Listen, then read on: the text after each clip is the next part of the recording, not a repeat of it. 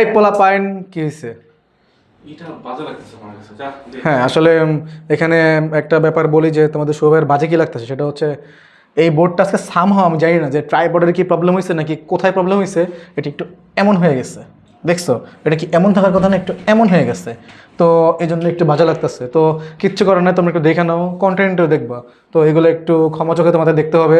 আর ক্ষমা চোখে না দেখলে কিচ্ছু করার নেই, কারণ এই মুহূর্তে আমরা কোনোভাবেই এটাকে এই সোজা করতে পারতেছি না যে এমন আছে নাকি এমন আছে আমি জানি না, এটাকে সোজা করা যাচ্ছে না। তাহলে আসো আমরা অনেক অনেক অনেক বেশি কথা না বলে আমরা আমাদের কয় নাম্বার ম্যাথ এটা বলতো, এটা হচ্ছে 6 নাম্বার প্রবলেম আমাদের। তো আমরা 6 নাম্বার প্রবলেম শুরু করি এবং 6 নাম্বার প্রবলেমটা কিন্তু তোমাদের ইজি মিডিয়াম, অর্থাৎ ইজি মিডিয়ামের কিন্তু একটা কোশ্চেন কিন্তু আগে কিন্তু চলে গেছে, সেটা মানে অলরেডি তোমাদের মনে হয় আপলোড হয়ে যাওয়ার কথা এবং হয়ে গেছে, নাহলে কিন্তু এটা আপলোড হবে না।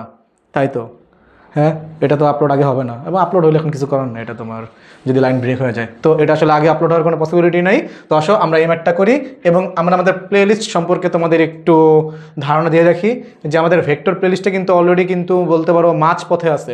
মোট 17টা কোশ্চেন আমি নিছি, অনেকগুলো কোশ্চেন থেকে অ্যানালিসিস করে ওই 17টা কোশ্চেনের মধ্যে এটা হচ্ছে 6 নাম্বার কোশ্চেন। ওকে, আমরা যদি আর মাত্র 11টা কোশ্চেন করে ফেলতে পারি ভেক্টর সৃজনশীল প্লেলিস্ট কিন্তু শেষ। অলরেডি তোমাদের শুভ ভাইয়া কিন্তু ম্যাট্রিক্সের প্লেলিস্ট দেওয়া শুরু করছে, তোমাদের আনোয়ার ভাইয়া কিন্তু অলরেডি কেমিস্ট্রির প্লেলিস্ট দেওয়া শুরু করছে এবং খুবই শীঘ্রই তোমাদের জন্য ইংলিশ এক্সক্লুসিভ কন্টেন্ট আসা শুরু হবে। যারা এইচএসসি 27, 28, 29, 2030, 2040 যেই এইচএসসি থাকো না কেন, এই ইংলিশ তোমাদের জন্য একদম লাইফ সেভিং একটা প্লেলিস্ট হবে। তো ওইটার জন্য তোমরা ওয়েট করো। আসো আমরা তাহলে আগে এটা করি। দেখো এইটা তোমার কি বলছে, বলছে দুটি ত্রিমাত্রিক ভেক্টর এ ইকুয়ালস টু এত, বি ইকুয়ালস টু এত এবং পি উহাদের লব্ধি। তাহলে এ আর বি এর লব্ধি হচ্ছে পি। ব্যাপারটা কি বুঝতে পারছো? এই হচ্ছে কোশ্চেন। তোমাকে কোশ্চেন কি করছে, কোশ্চেন করছে সরি এটা হচ্ছে উদ্দীপক। তাহলে কোশ্চেন কি বলছে, কোশ্চেন বলছে পি এর দিকে একক ভেক্টর নির্ণয় করো। পি এর দিকে একক ভেক্টর নির্ণয় করো, তাহলে একক ভেক্টর তো নির্ণয় করা সহজ। পি যেহেতু লব্ধি, তাহলে লব্ধি মানে কি বলতো? পি যেহেতু লব্ধি, পি কার লব্ধি? এ আর বি এর লব্ধি না?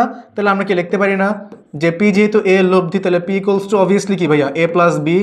হ্যাঁ, অর্থাৎ দুইটা ভেক্টরের যোগফল কি পি এর সমান হবে। যোগফল তো না, বিয়োগ হইতে পারে, ডাজন্ট ম্যাটার। লব্ধি মানে কি এ প্লাস বি। ওকে, লব্ধি মানে হচ্ছে A plus B. Okay, P equals to A plus B. তাহলে দেখো তো এখানে তাহলে পি ইকুয়ালস টু আমি কি লিখতে পারি, এখানে পি ইকুয়ালস টু লিখতে পারি এ প্লাস বি। তাহলে দেখো তো এখানে এ প্লাস বি সমান সমান কত? এ প্লাস বি। দেখো এখানে 3i প্লাস 2i কত আই হবে বলো? 5i। ওকে, এখানে minus 3j minus 2j minus 5j, তারপর কি বলো plus k plus 2k plus 3k। ওকে, তাহলে এটা তোমার পি ভেক্টর। বাট তোমাকে বের করতে বলছে কি, তোমাকে কি বের করতে বলছে? পি এর দিকে একক ভেক্টর নির্ণয় করো। পি এর দিকে একক ভেক্টর নির্ণয় করো। তাহলে আমরা ভাইয়া পি এর একক ভেক্টর কীভাবে নির্ণয় করি? পি এর দিকে বা পি এর সমান্তরাল দুইটাই তোমার বলতে পারে। এখানে আমি তোমাকে আরেকটা জিনিস লিখে দিচ্ছি, এই যে এখানে পি এর দিকে বা কখনো যদি বলে পি এর সমান্তরাল, দুটা সেমই হবে। পি এর সমান্তরাল বা পি এর দিকে একক ভেক্টর নির্ণয় করো। ওকে, তাহলে পি এর দিকে বা পি এর সমান্তরাল একক ভেক্টরের সূত্র কি? P cap equals to P vector divided by P ভেক্টরের মান।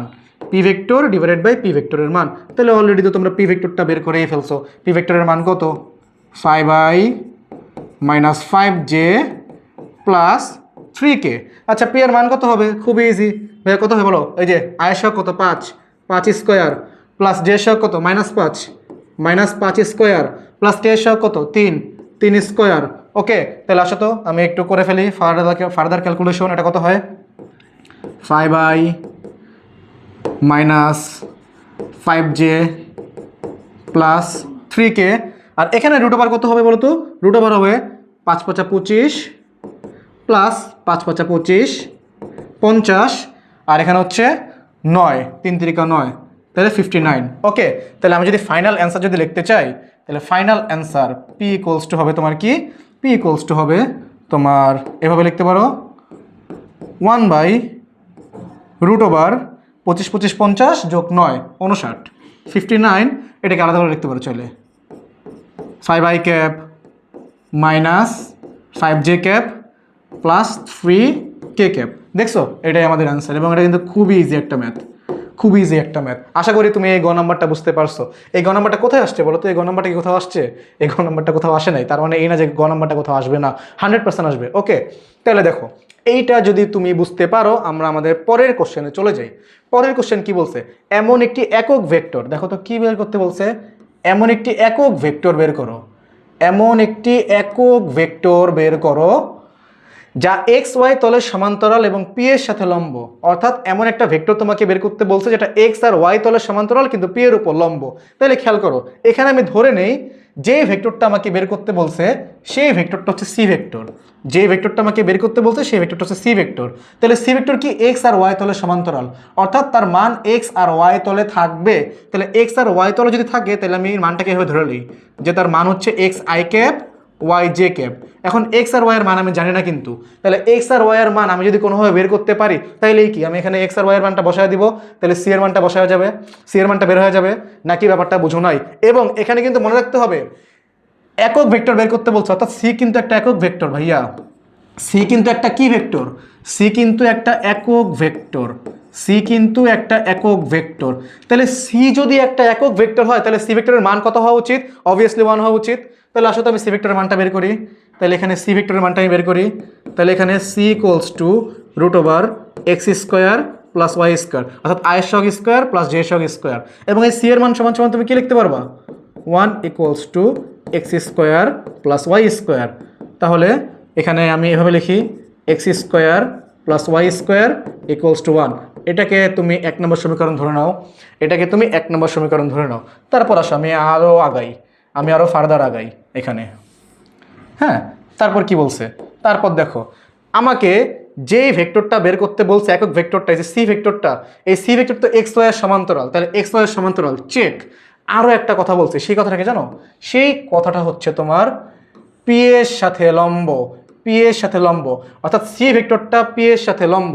তাইলে আমরা কি জানি না দুইটা ভেক্টর লম্ব হওয়া শর্ত কি, দুইটা ভেক্টর লম্ব হওয়া শর্ত হচ্ছে এটা ডট গুণফল সমান সমান 0 হইতে হবে। তাহলে আসো আগে আমি ভেক্টরটা লিখি। দেখো এখানে তোমার সি ভেক্টরটা কি ভাইয়া, সি ভেক্টরটা হচ্ছে X I cap plus Y J cap. আর বলো তো পি ভেক্টরটা কি ছিল, পি ছিল এ আর বি এর লব্ধি, তাহলে এ আর বিটা যোগ করে দাও, 3i plus 2i equals to 5i minus 3j minus 2j minus 5j plus k plus 2k plus 3k। তাহলে সি আর পি যদি লম্ব হয় পরস্পর তাহলে সি ডট পি সমান সমান কী হবে, দেখো সি ডট পি সমান সমান লম্ব হয়, তোমাকে বলেই দিছে পি এর সাথে লম্ব, তাহলে সি আর পি যদি লম্ব হয় তাহলে সি ডট পি অবভিয়াসলি কি 0 হইতে হবে। দুইটা ভেক্টরের ডট গুণফল যদি 0 হয় তাহলে ওই দুইটা ভেক্টর লম্ব হয়। তোমাকে এখানে বলেই দিছে একক ভেক্টরটা পি এর সাথে লম্ব, অর্থাৎ সি ভেক্টরটা পি এর সাথে লম্ব, তাহলে সি ডট পি সমান সমান 0 হবে।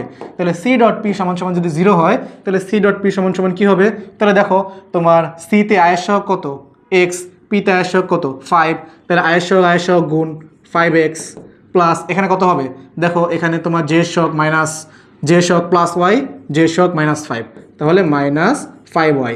এখানে কোনো কে সহগ নেই তার মানে 0, এখানে কে সহগ 3, 0 ইন্টু 3 মানে 3, তাহলে ওটা লেখা লাগবে না, ইকুয়ালস টু তোমার 0। তাহলে এখান থেকে আমি কি লিখতে পারি না 5x plus 5x minus 5y equals to 0, অথবা x equals to y, x equals to y, এটাকে আমি লিখতে পারি না x ইকুয়ালস টু y। তাইলে x ইকুয়ালস টু y এটা তুমি 2 নম্বর সমীকরণে বসায় দাও। তাহলে দেখো তো আমি এই 2 নম্বর সমীকরণে x ইকুয়ালস টু কি y বসাতে পারি না, তাহলে আমি কি এখানে লিখতে পারি 1 ও 2 নং